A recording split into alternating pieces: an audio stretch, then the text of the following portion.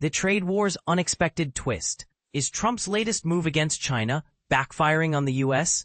Financial markets are once again reeling from the fallout of escalating U.S.-China tensions, echoing the turmoil seen in April when the so-called Liberation Day tariffs sent shockwaves across the globe. But here's where it gets controversial. President Donald Trump's announcement of a 100% tariff on Chinese goods and restrictions on U.S. software exports, a retaliation to China's rare earth export limits, has left investors questioning whether the U.S. is shooting itself in the foot. And this is the part most people miss. While the S&P 500 plunged 2.7% in its worst sell-off since April, the U.S. dollar, traditionally a safe haven, took a hit, dropping nearly 0.7%, while gold surged over 1.5%.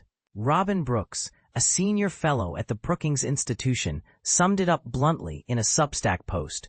Markets are again thinking the U.S. holds the shorter straw in this tariff fight. China's near monopoly on rare earths, producing over 90% of the world's supply, gives it a powerful lever in this trade war. But what's truly alarming is the dollar's weakness, especially when stock market crashes usually drive investors to its safety. Instead, gold has become the go-to refuge, a pattern that first emerged after Liberation Day and has now intensified. Here's the bold truth. The dollar's vulnerability is more pronounced now than in early April.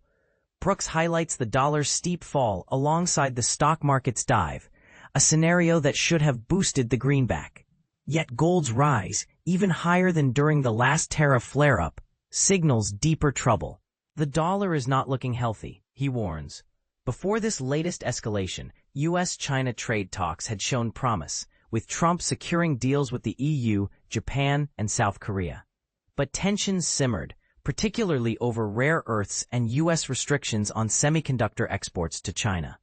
This week, the U.S. imposed port fees on Chinese ships, prompting China to retaliate in kind. Beijing also launched an antitrust probe into Qualcomm, further escalating the conflict. China's latest move, requiring licenses for foreign companies exporting products with rare earths or Chinese technology, adds another layer of complexity. As Michael Froman, former U.S. trade representative, pointed out, the U.S. can cut China off from today's chips, but China can make it vastly harder to build tomorrow's technologies. Controversial question for you.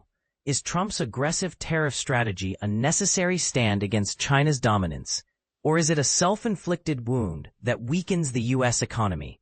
Share your thoughts in the comments. This debate is far from over. As the Fortune Global Forum convenes in Riyadh on October 26-27, 2025, global leaders will grapple with these very issues. Apply for an invitation to join the conversation shaping the future of business. https://conferences.fortune.com Event Global Forum 2025 Summary UTM Source Fortune.com UTM Medium Play Link